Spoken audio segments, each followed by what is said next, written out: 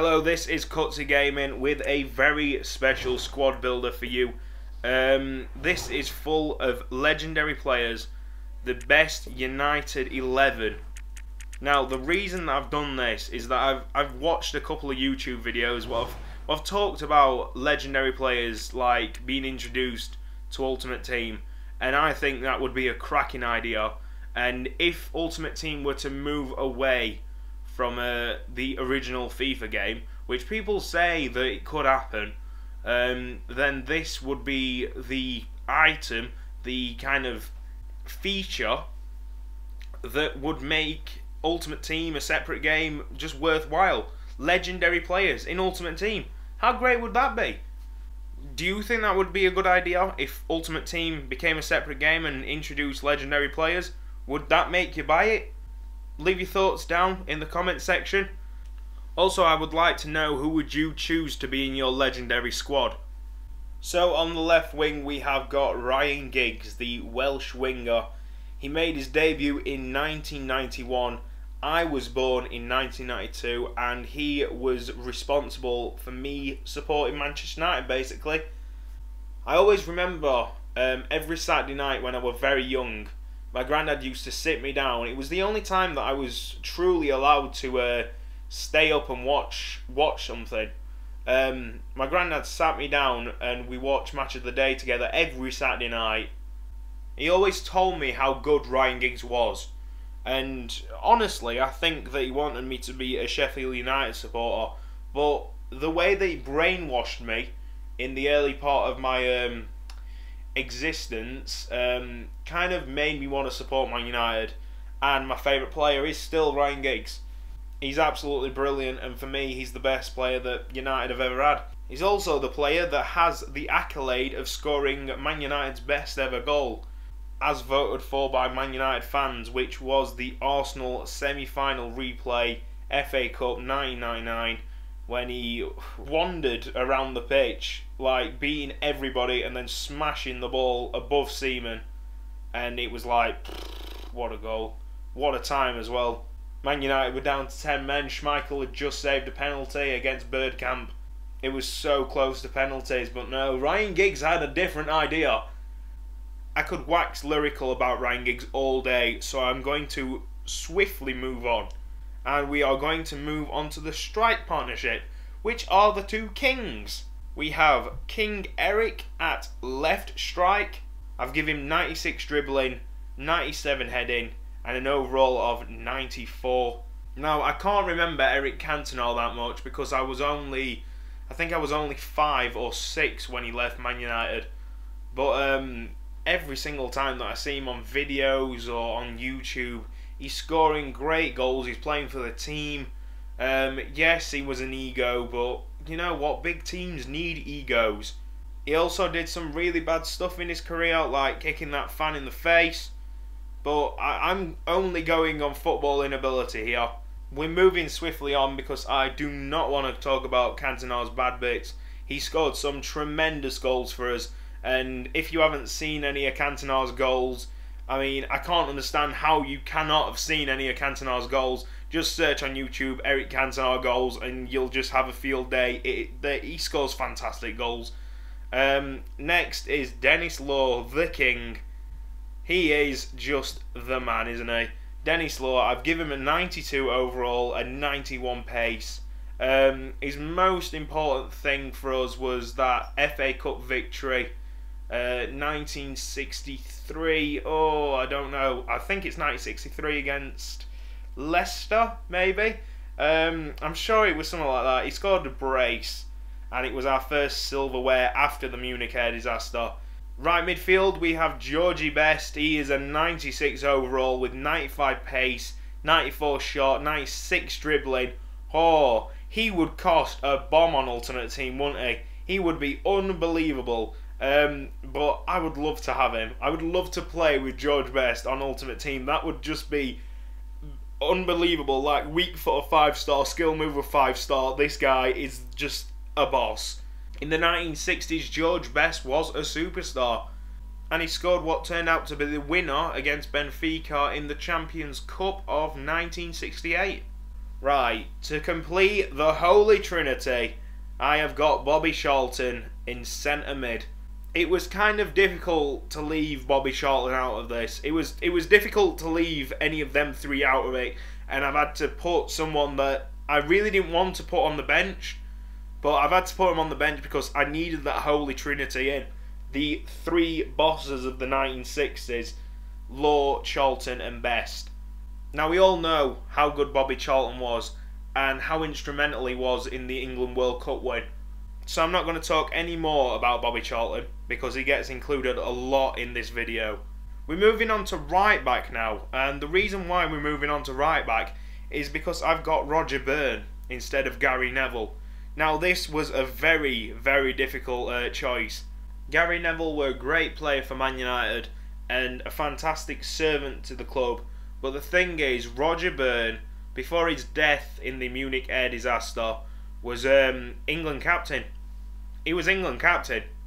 I mean, that says it all, doesn't it? England captain means he is the man. And it is just that fact that he was England captain that I chose him over Gary Neville. I mean, it was that close. Right, we're moving on to centre-back now, and this is when Bobby Charlton gets involved again, because a few years ago he talked about his best ever Man United squad, and it involved these two centre-backs. Bobby Charlton knows a bit more about football than me, so we are going to use these two, and my choice of centre-back is going to the subs bench. So at right centre-back we have Nemanja Vidic, arguably the best Man United centre-back ever. I think he is. I've never seen anybody defend like him. He's absolutely mountainous. He's monstrous for us. So his stats are absolutely crazy. 98 defending because I think he's the best defender ever, and 99 heading because I've never seen someone head the ball that ferociously before. When he's on the pitch, Man United are a completely different team. They are so much more solid at the back, and when he retires or moves on to a different club, we are going to miss him so much. Now prepare yourself, guys, because at left centre-back, Bobby Charlton's choice at left centre-back, the guy to partner Vidic, is Rio Ferdinand. He could have chose Steve Bruce, he could have chose Jaap Stam, he could have chose anybody who played with him in the 1960s, but no, he chose Rio Ferdinand, a player that I know some of my subs don't like, think he's #average at best. So that's basically why I've included him, just to get under your skin. He's won 5 Premier Leagues, 2 League Cups, 4 Community Shields, a Champions League and FIFA Clubs World Cup. He's been included in the FIFA World 11 once and the Premier League Team of the Year 5 times. Left centre mid probably won't surprise you, it's Paul Scholes, one of the best passers in the game ever. He makes passing look like a piece of piss. He's scored some amazing goals for Man United over the years. The Barcelona goal on the way to winning the Champions League in 2008. Also, I can remember the Aston Villa volley and the Bradford City volley. And the stoppage time header against Man City. Yeah, he scored some incredible goals at vital times as well. Left back is the Irishman Dennis Irwin. Great at set pieces, good solid defender, and he had a rocket shot on him.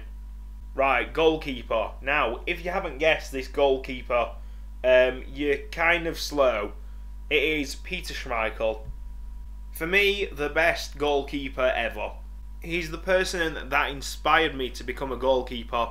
My first ever Man United shirt is the green shirt that he's wearing in that picture with the little Umbro collar, and it's the one that he wore in the Champions League final, I believe. He had that goalkeeper shirt for about three years, and I picked it up in the second year of its production, so we're talking 98. I also got the home kit of 98, but I just wanted to wear the goalkeeper shirt first because I wanted to be Peter Schmeichel. I wanted to shout at people. I wanted to pull off great diving saves, get up and smack my centre back over the head and just go, why didn't you defend that better? Oh, what a legend. Also, not to forget that Peter Schmeichel won Euro 92 with Denmark, a very important part of that underdog side. Moving on to the subs, and it's Duncan Edwards, who I really wanted to put into my first team, but just didn't have the space. In Bobby Charlton's words, Duncan Edwards was the best he's ever seen play football. Jimmy Murphy, the assistant to Matt Busby, laughed off Muhammad Ali for saying that he was the greatest. Jimmy Murphy always said that he's seen the greatest, and the greatest was called Duncan Edwards. His life was cut short in the Munich air disaster, and we've only got a few bits of footage of him scoring goals. I think the most amazing thing about him is that when he died in his hospital bed a few weeks after the Munich air disaster, his final words was, "When's kickoff on Saturday?" He really didn't care for his own health, he just wanted to play football, which is just incredible. So goalkeeper is Stepney, the goalkeeper for the 1968 Champions Cup victory over Benfica. It was a toss-up between him and Van der Sar. I think what won me over was the fact that Alex Stepney saved a Eusebio shot really late on in the Benfica game when it was 1-1. It was a fantastic save, the commentator said it was a fantastic save, but not only that, Eusebio obviously knew it was a fantastic save and just applauded him. You're in Europeans' finest game and you've got one of the greatest strikers ever just applauding you for a save. That probably will go down as the most important moment of that final. His save and us turning it around in the extra time period. It is hard to leave Van der Sar out of this because he's got his own European moment against Nicolas Anelka. But Nicolas Anelka ain't no Eusebio. Centre back, we got Jaap Stam! Jaap Stam! Now initially he was in my starting 11. He would replace Rio Ferdinand. Just swap, because I would put Rio Ferdinand on the bench. I think he's a fantastic defender. I'm just thinking about it. Imagine a Jaap Stam and Vidic defence. How evil is that? I've put Jaap Stam as a 92, 95 defence, 95 heading. Next player. Now, Robson is not usually in my greatest ever squads, but I have included him because I saw a documentary on his life, on his career, and I realised how good of a player he actually was. Next card is a no-brainer. It is Roy Keane. Now, he's on a bit of a sour note with me at the moment because of his nanny comments, saying that if he puts his foot there, he's telling the referee to give him a red card. This from a player who stamped on people and punched people. Also had an amazing bust-up with Patrick Vieira on the telly. Seems kind of hypocritical to me. But that aside, he was a very, very good player for Man United. His real defining moment came in the semi-final of the Champions League, 99. He's playing Juventus, but he's out of the final. He's got a booking. And instead of not performing, he gives an absolute worldie. He gives everything for his team because he just wants his team to win the cup. Other players would drift off into the shadows. They would not give a toss. But Roy Keane did it on that day. Right, we move on to the striking roles, and I think it's right now when I have to say that my best ever United squad varies week to week.